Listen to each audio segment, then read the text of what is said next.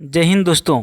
अगर यदि आप फौज की तैयारी कर रहे हैं या फिर किसी भी तरह की यदि आप डिफेंस की परीक्षा की तैयारी कर रहे हैं तो आपके लिए ये वीडियो इम्पोर्टेंट है। आपको बता दें कि इसमें जो है हम लोग जो है मैथ के टोटल 15 प्रश्न को करेंगे और ये सारे मिक्स प्रश्न यानी कि सभी अलग अलग टॉपिक से अलग अलग चैप्टर से प्रश्न आपको इसमें देखने के लिए मिलेंगे, जिसमें से आपका टारगेट होता है 12 प्रश्न जो है कंप्लीट करने का। क्योंकि देखिए मैथ एक ऐसा टॉपिक है जिसमें से आप ज़्यादा नंबर उठा सकते हैं, समझ गए। तो इसमें जो है हम लोग पूरा कंप्लीट करेंगे। किसी भी तरह की डिफेंस एग्जाम के लिए आप इस चैनल को सब्सक्राइब कर सकते हैं। इसमें जो है रोज़ नया वीडियो देखने के लिए आपको मिलते रहते हैं। तो चलिए हम लोग पहला प्रश्न से स्टार्ट कर लेते हैं। वीडियो के साथ आप बने रहिएगा। स्टार्ट करते हैं पहला प्रश्न से। तो देखिए यहाँ पर हमारा पहला प्रश्न से स्टार्ट होता है। सॉल्यूशन है उसको हम लोग करेंगे। कॉपी कलम आपके पास होगा तो ले करके बैठे बेटर रहेगा, ठीक है। देखिए 45 गुना 12 गुना 39 गुना 41 गुना 36 का इकाई अंक ज्ञात करें। देखिए इसमें सब कुछ जो है गुना में दिया हुआ है और इसका हम लोगों को इकाई अंक जो है ज्ञात करना है। तो देखिए सबसे पहले हम लोग यहाँ पे क्या देख रहे हैं, इसका इकाई अंक देखते हैं। तो इसमें 6 है, इसमें 1 है, इसमें 9 है, इसमें 2 है और इसमें 5 है। तो हम लोग क्यों ना सिर्फ इकाई अंक को निकाल लें। 5 गुना 2 गुना 9 गुना 1 गुना 6। अब हम लोग इसी को गुना करते हैं, ठीक है। तो देखिए 5 गुना 2 कितना आया 10। अब 10 में जो है इकाई अंक क्या आ गया 0। अगर यदि हम इधर गुना करें 0 से तो हमारे पास और इकाई अंक में गुना करने के बाद हमारे पास क्या आएगा, सिर्फ 0 ही आएगा। इसीलिए कहानी हम यहीं ख़त्म करते हैं। यदि हम इसको गुना करें सभी को तो इसका हमारा इकाई अंक क्या आएगा 0 ही आएगा। क्या है कि किसी भी संख्या को अगर यदि हम लोग 0 से गुना करते हैं तो उसमें हमें 0 ही प्राप्त होता है, ठीक है। अब देखिए दूसरा प्रश्न की हम लोग और आते हैं, ठीक है। देखिए दूसरा प्रश्न क्या है। दूसरा प्रश्न है कि 3 अंकों की कितनी संख्याएं संभव है। तो देखिए 3 अंकों की कितनी संख्याएं संभव हो सकती है ये हम लोग यहाँ पे हल करने का प्रयास करेंगे। तो हम लोग देखिए 1 से नंबर स्टार्ट होता है और ये यहाँ कहाँ तक जाता है 999 तक जाता है। देखिए सबसे बड़ा 3 अंकों की संख्या कितना है 999 और सबसे छोटा 3 अंकों की संख्या क्या है 100 है, ठीक है। तो देखिए यहाँ से यहाँ तक हम इसको घटा देते हैं। 100 और 1 से लेकर के 100 के बीच जो है वो 99 डिजिट आता है, इसको हम घटा दिए। अब हम यहाँ पर क्या देख रहे हैं, देखिए 100 से लेकर के 999 के बीच जो है ये कितना है। तो देखिए 999 यहाँ से यहाँ तक है। इसमें से यदि हम 99 को घटा दें तो हमारे पास कितना आ जाता है 900 आ जाता है।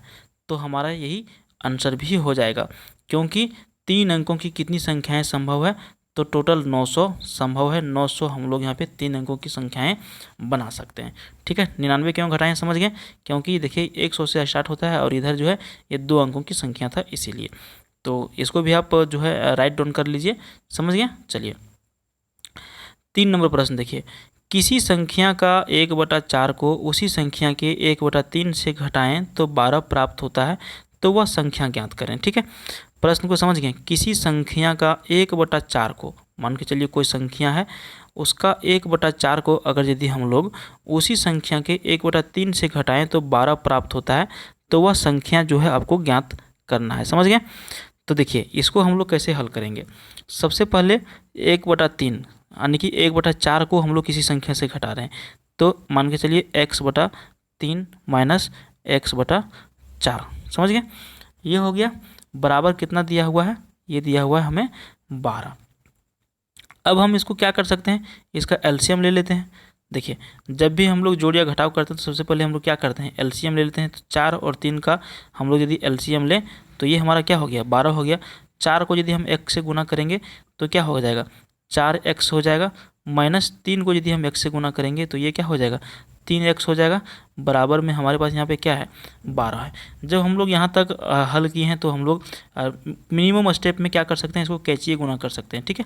तो देखिए 12 को यदि हम लोग 12 से गुना करते हैं तो ये हमारा क्या हो जाएगा 144। बराबर यहाँ पे यदि 4x में 3x गया तो हमारे पास यहाँ पे क्या बचा x। हम लोगों को निकालना क्या था x का मान निकालना था और x का मान कितना निकल गया 144। तो राइट आंसर क्या हो जाएगा ऑप्शन डी हो जाएगा, ठीक है। तो आप इसको भी राइट डाउन कर लीजिए। चलिए राइट डाउन करने के बाद हम लोग बढ़ते हैं अगला प्रश्न की ओर।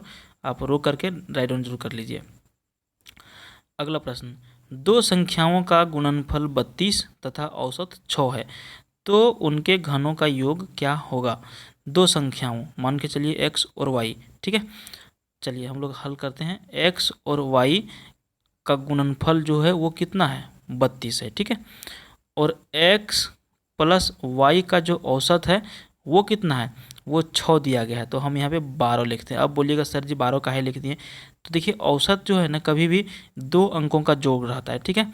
तो यहाँ पे 6 है तो 1 अंक का, तो 2 अंक का कितना हो जाएगा, 12 हो जाएगा। तो हमारे पास क्या मिल गया, x इंटू वाई बराबर 32 और x प्लस वाई, ये y है, ठीक है ना, x प्लस वाई बराबर 12। अब हमें ऐसा वैल्यू पुट करना है जिसको गुना करने पर किसी यानी कि दो डिजिट यहाँ पे हमें ऐसा पुट करना है जिसको गुना करने पर 32 और जोड़ करने पर 12 आ जाए, ठीक है।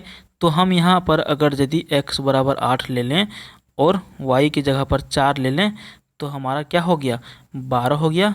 यदि हम 8 प्लस 4 करें तो 12 और 8 गुना 4 करें तो 32। यहाँ तक समझ में आ गया। चलिए अब हम लोग क्वेश्चन पर आते हैं। तो उनके घनों का योग निकालें। अब हमें इसका क्या करना है, इसका योग निकालना है, ठीक है, घनों का योग। तो हम यहाँ पे एक सिंपल क्या कर सकते हैं, X Q plus Y Q, ये निकाल सकते हैं, ठीक है। तो देखिए अब हम लोग यहाँ पे क्या करते हैं, एक्स क्यूब और वाई क्यूब। तो हम यहाँ पे एक्स की जगह पर 8 और वाई की जगह पर 4। तो यदि हम 8 का क्यूब करें, ठीक है, एक स्टेप यहाँ पे घटा रहे हैं, सीधा हम डायरेक्ट लिख दे रहे हैं 8 का क्यूब। तो यदि हम 8 का क्यूब करें तो हमारा आता है 512। और उसके बाद प्लस यदि हम 4 का क्यूब करें तो हमारा क्या आता है 64। तो यदि हम 512 और 64 को ऐड करें तो हमारे पास कितना आ जाता है, 576 आ जाता है। और हमारा आंसर क्या हो जाएगा, ऑप्शन बी हो जाएगा, ठीक है। अगला प्रश्न की ओर बढ़ते हैं। चलिए इसको राइट डाउन कर लीजिए। अगला प्रश्न देखिए, हल करें √324 प्लस √484 बराबर क्या। तो देखिए सीधा हम लोग इसका वैल्यू यूज कर देते हैं। यदि आपको √100 आपको याद नहीं होगा तो आप याद कर लीजिएगा। हम यहाँ पे डायरेक्ट इसको हल करते हैं। देखिए √324 का यदि हम मान निकालें तो ये हमारा जो हो जाता है, ये हो जाता है 18, ठीक है, 18। और यदि हम इसका 484 का यदि हम √100 की बात करें तो ये हमारा आ जाता है 22। अब हमको क्या करना है, इसको जोड़ देना है, बराबर कितना आ जाएगा, तो 18 प्लस 22 बराबर 40 आ जाएगा, ठीक है। तो देखिए इसका राइट आंसर क्या हो जाएगा, 40 हो गया, ऑप्शन डी यहाँ पर। चलिए अगला प्रश्न देखिए, 4 अंकों की वह छोटी संख्या ज्ञात करें जिसे 12, 15 तथा 24 से भाग देने पर कोई शेष ना बचता हो। हमें क्या निकालना है, 4 अंकों की वह छोटी संख्या ज्ञात करें जिसको 12, 15 और 24 से भाग देने पर कोई शेष ना बचता हो। तो जब भी ऐसा प्रश्न आवे सबसे पहले हमें क्या करना है, इसका और इसका एलसीएम ले लेना है, ठीक है। तो देखिए हम डायरेक्ट इसका एलसीएम ले लेते हैं। तो देखिए एलसीएम हमारा क्या आ जाता है, 12, 15 और 24 का एलसीएम की यदि हम बात करें तो ये हमारा आ जाता है 120। आप एलसीएम कॉपी में चाहे तो ले सकते हैं, ठीक है, समझ गए। अब हमें क्या करना है कि वह 4 अंकों की वह छोटी संख्या ज्ञात करें जो 12, 15 और 24 से भाग देने पर कोई शेष ना बचे। तो हमारा एलसीएम आ गया 120। अब हमें जो है 120 से इन सारे ऑप्शंस को भाग करके देखना है कि कौन सा पूरी तरह से कट जाता है, ठीक है। तो अगर यदि हम देखें 120 से भागा करके 1080 को, तो ये हमारा क्या है, पूरी तरह से कट जा रहा है और यही हमारा हो जाएगा आंसर, क्योंकि हमें भाग देने पर कोई शेष नहीं बचना चाहिए। बाकी 1000, 1040 और 1020 में कुछ ना कुछ शेष बच जा रहा है। आप इसको प्रैक्टिकल करके देख लीजिएगा, राइट आंसर आपका क्या हो जाएगा, ऑप्शन डी हो जाएगा। अगला प्रश्न देखिए, एक पासे को फेंकने पर 5 आने की प्रायिकता क्या होगी। देखिए पासा जो है यदि हम उसको फेंकने, एक यानी कि एक पासा को यदि फेंकें उसमें 1 आने की प्रायिकता यानी 5 आने की प्रायिकता क्या होगी। तो देखिए पासा में क्या क्या रहता है, 1 से लेकर के 6 तक के अंक रहते हैं, 1, 2, 3, ये आपका 4, 5, ये 6, ठीक है। तो इसमें जो है 1 से लेकर के 6 तक रहता है। और यदि हम एक पासे को फेंकें तो उसमें 5 आने की प्रायिकता क्या रहेगी, तो ये हमारा है क्या हो गया, 5 हो गया। तो अगर यदि हम इसको देखें तो हमारा टोटल कितना है, 6। तो यदि हम एक पासा को फेंकें तो कितना बार फेंक सकते हैं, 1/6, ठीक है। और 5 आने की प्रायिकता क्या हो जाएगी, 1/6 हो जाएगी। तो राइट आंसर ऑप्शन सी के साथ चला जाएगा। नेक्स्ट क्वेश्चन आपका देखिए, किसी घनाभ का आयतन 6000 घन सेंटीमीटर है तथा लंबाई 30 सेंटीमीटर, चौड़ाई 20 सेंटीमीटर हो तो उसकी ऊंचाई ज्ञात करें। तो देखिए यहाँ पर सबसे पहले आपको दिमाग में एक तुरंत करंट, बिजली के करंट जैसा दौड़ाना पड़ेगा। यहाँ पर हमारे पास क्या दिया हुआ है, वॉल्यूम दिया हुआ है, यानी कि आयतन दिया हुआ है, और हम लोगों को यहाँ पे लंबाई दिया हुआ है, चौड़ाई दिया हुआ है, हमें क्या निकालना है, ऊंचाई निकालना है। तो हमें आयतन, ठीक है, यहाँ पे हम फार्मूला लिख देते हैं। देखिए आयतन बराबर लंबाई गुने चौड़ाई गुने ऊंचाई, यानी कि आयतन बराबर भी, तो भी बराबर लंबाई गुने चौड़ाई गुने ऊंचाई, L into B into H, ये एच है, ठीक है। देखिए ये आपका एच है। अब हम लोग यहाँ पे वैल्यू पुट कर देते हैं। हो सकता है आवाज़ मेरा थोड़ा कम आवे, ध्यान रखिएगा, माइक इधर उधर हो जा रहा है। देखिए अब हम लोग आयतन हमारे पास दिया हुआ कितना, ये हमारे पास दिया हुआ है 6000 बराबर, हमारे पास लंबाई दिया हुआ है कितना 30, चौड़ाई दिया हुआ है कितना 20, हमें निकालना कितना है एच, तो एच का वैल्यू नहीं है, तो उस जगह पर हम क्या किए, एच बैठा दिए। अब हम लोग अगर यदि इसको काटें तो देखिए ये 1 0 1 2 0, इधर से भी 1 0, इधर से भी 1 0, तो 2 0 यहाँ पे हमारा कट गया। इधर यदि हम 3 गुने 2 गुने 3 करें तो कितना आ गया 6, और 6 को यदि हम लोग यहाँ पे इधर आया तो क्या हुआ, काट सकते हैं हम लोग। तो 6 को यदि हम लोग 6 से हम लोग 60 को काटें तो हमारा कितना आ गया 10 आ गया, ठीक है। तो हमारा आंसर क्या हो जाएगा 10 सेंटीमीटर। प्रश्न क्या था कि किसी घनाभ का आयतन, ठीक है, 6000 घन सेंटीमीटर तथा लंबाई 30 सेंटीमीटर, चौड़ाई 20 सेंटीमीटर हो तो उसकी ऊंचाई ज्ञात करें। तो h बराबर हमारा कितना निकल गया 10 सेंटीमीटर, और ये 10 सेंटीमीटर हमारा क्या हो गया, यही है h बराबर ऊंचाई। समझ गए। चलिए तो ये भी प्रश्न आपका क्लियर हो गया। अब हम लोग बढ़ते हैं अगले प्रश्न की ओर, यानी कि 9 नंबर प्रश्न की ओर।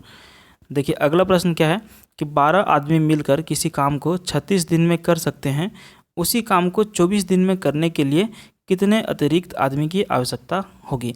तो देखिए ये टाइम एंड वर्क वाला चैप्टर से क्वेश्चन है, और हम लोग इसको जो है ना इस तरह का यदि प्रश्न आवे ना तब बिल्कुल कलम उठाने की आवश्यकता नहीं है, एकदम बिल्कुल आसानी से हल कर सकते हैं। देखिए यहाँ पे सिंपल क्या है, आपको फार्मूला याद है नहीं है, अगर यदि आपको याद है तो ठीक है, लेकिन हम अपने फार्मूले से आपको बता देते हैं कि यहाँ पे प्रश्न क्या बोल रहा है कि 12 आदमी मिलकर किसी काम को 36 दिनों में कर सकते हैं। तो देखिए 12 आदमी मिल करके किसी काम को 36 दिन में कर सकते हैं। आगे क्या बोलता है, उसी काम को 24 दिन में करने के लिए कितने अतिरिक्त आदमी की आवश्यकता होगा। भैया 12 आदमी मिलकर 12 ये आदमी हो गया, ये दिन हो गया 36। अब यहाँ पे क्या बोल रहा है, हमें दिन दिया हुआ है, हमें आदमी निकालना है, तो हमें क्या दिया हुआ है, दिन दिया हुआ है, आदमी को हम मान लेते हैं x, ठीक है। 12 गुने 36 बराबर 24 गुने x। अब इधर से यदि जिधर से आपको काटना है आप इसको काट दीजिए। यदि हम 12 को 12 एकम 12, 12 दूनी 24, इधर से यदि हम काटें 2 एकम 2, 2 18 36, तो हमारे पास क्या आ रहा है x बराबर हमारे पास कितना आ रहा है 18। समझ गए, x बराबर हमारे पास कितना आ गया 18 आ गया। अब हम लोग एक बार प्रश्न को पढ़ते हैं। 12 आदमी मिलकर किसी काम को 36 दिन में करते हैं, उसी काम को 24 दिन में करने के लिए कितने अतिरिक्त आदमी की आवश्यकता होगी। तो देखिए x बराबर हमारे पास यहाँ पे 18 आ गया, और यहाँ पर क्या है, यहाँ पर देखिए 12 आदमी कर रहा था और यहाँ पे 18 आदमी कर रहा है।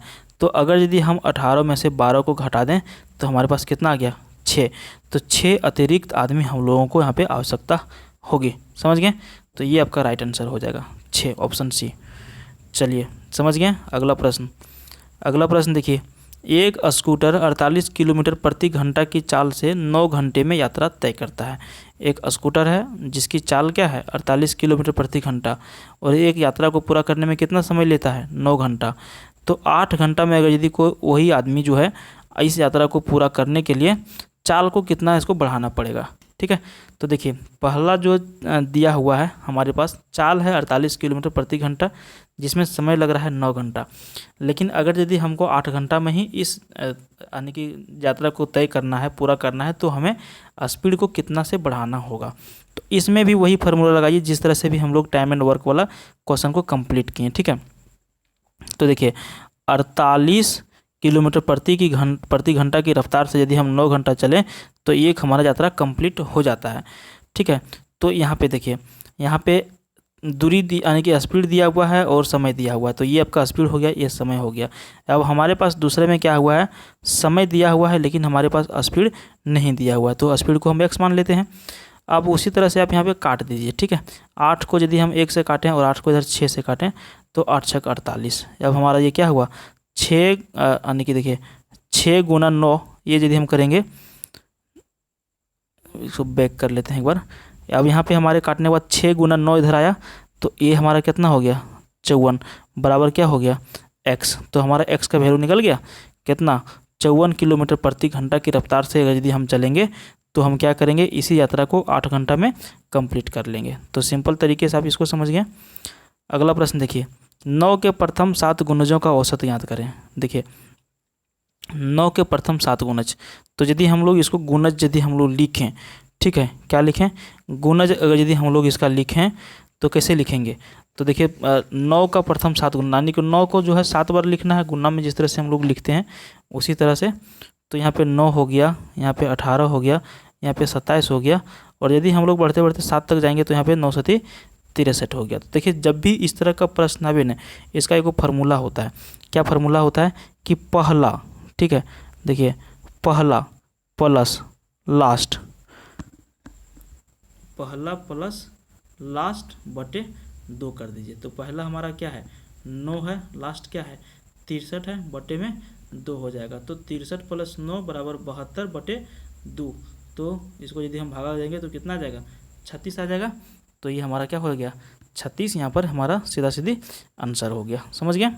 चलिए देखिए प्रॉफिट एंड लॉस या फिर परसेंटेज से प्रश्न आपका ये है कि किसी वस्तु के मूल्य को 20% घटा दिया जाए तथा पुनः घटे हुए मूल्य को 30% और घटा दिया गया तो वस्तु के मूल्य पर क्या प्रभाव पड़ेगा। देखिए इसका एक फार्मूला होता है। अगर यदि आपका जो है यानी कि जो परसेंटेज है बार बार घटे या फिर बार बार बढ़े, उसमें आपको हमेशा एक ही फार्मूला को याद रखना है, ठीक है। वो फार्मूला आपका क्या रहेगा, तो वो फार्मूला आपका रहता है 100 माइनस 100 इंटू, देखिए 2 बार क्रम रूप से घट रहा है, तो देखिए क्रम रूप से यदि घट रहा है तो कितना परसेंट घट रहा है, तो 20%। तो 20% हम लोग घटा के यहाँ पे लिखेंगे, ठीक है। 100 माइनस 100 इंटू 100 में 20 गया, कितना बचा 80 बटे 100। और उसी तरह से अगला कितना घट रहा है 30, तो 100 में 30 घटा तो कितना बचा 70 बटे 100। अब हम लोगों को इसको काट देना है सिंपल से। तो 100 से 100 ये कट गया, 2 जीरो इधर कट गया, 2 जीरो इधर कट गया। तब हमारे पास कितना बच गया 100 माइनस 7 गुना 8 56, ठीक है। तो 100 माइनस यदि हम लोग 56 करेंगे तो हमारे पास कितना आ जाएगा 44 आ जाएगा, ठीक है। तो 44 क्या हुआ 44 हमारे पास घाटा हुआ, क्योंकि हम यहाँ पे बार बार घटा रहे हैं, ठीक है। तो 44% की क्या हुआ कमी हुआ किसी मूल्य में, समझ गए। तो यहाँ पे ये फार्मूला से आप इसको हल कर सकते हैं। अगला प्रश्न देखिए, ये जो है अनुपात समानुपात चैप्टर से है। ये अनुपात b बराबर 1:2, b अनुपात c बराबर 3:4 हो तो ये अनुपात b अनुपात c का मान ज्ञात करें। बहुत ही सिंपल प्रश्न है, ठीक है। यहाँ पे हमारे पास दिया हुआ है, क्या दिया हुआ है, ये अनुपात b जो दिया गया है वो कितना दिया गया है 1 और 2। उसी तरह से b अनुपात c हमारे पास दिया गया है, तो ये हमारा b है, इसके नीचे हम यहाँ पे लिख लेते हैं 3, ठीक है। और c जो है वो कितना दिया गया है 4 दिया गया है। अब हम लोग इसको क्या करें गुना करते हैं, इसका इसके साथ गुना हो जाएगा 3 एकम 3, ये ऊपर नीचे गुना हो जाएगा, ये हो जाएगा 6 और ये यहाँ से गुना हो जाएगा 8। तो अब हमारा क्या हो गया ये अनुपात b अनुपात c, ये हमारा मान निकल गया। सही आंसर ऑप्शन ये हो जाएगा, ठीक है। 3:6:8 जो है यही हमारा ये b और c का अनुपात निकल गया। अगला प्रश्न देखिए, इस तरह का जब भी प्रश्न रहे स्थानीय मान निकालने का बहुत ही सिंपल है ये प्रश्न जो है, तो आप इसको आसानी से हल कर सकते हैं। देखिए 7 2 4 3 5 9 1 0 8 में 5 और 9 का स्थानीय मान निकालें। तो सबसे पहले हम देख रहे हैं कि यहाँ पे हमारा 5 है, ठीक है। जब भी इस तरह का आता है, ठीक है, जब भी इस तरह का प्रश्न आएगा तो 5 यहाँ पे है, उसके बाद जितना अंक है उतना जीरो हम लोग यहाँ पे लगा देते हैं, ठीक है। तो 5 के बाद हम लोग यहाँ पे देख रहे हैं कि कितना अंक है उतना जीरो लगा देंगे। तो 5 के बाद हम लोगों को 4 अंक दिख रहा है, तो 5 यहाँ लिखें और यहाँ पे 1 2 3 4 जीरो लगा दिए। उसी तरह से 9, तो 9 के बाद कितना अंक है 3, तो 9 के बाद भी हम लोग 3 अंक यहाँ पे लगा दिए। अब हम लोग 50,000 और ये 9,000, तो 50,000 में 9,000 को हम लोग माइनस कर दिए, ये हमारा 41,000 निकल गया और इसका स्थानीय मान क्या हो जाएगा 41,000 हो जाएगा, ठीक है। तो इस तरह के प्रश्न में आप सिंपल ये लॉजिक लगा करके इसको हल कर सकते हैं, ठीक है। तो इस वीडियो में जो है हम लोग इतना ही प्रश्न को करेंगे, 14 प्रश्न इसमें हम लोग कंप्लीट किए और ये सारे प्रश्न जो है आपके इंपॉर्टेंट थे। वीडियो अच्छा लगा तो लाइक करिए, चैनल को सब्सक्राइब करिए अगला वीडियो देखने के लिए। Thank you.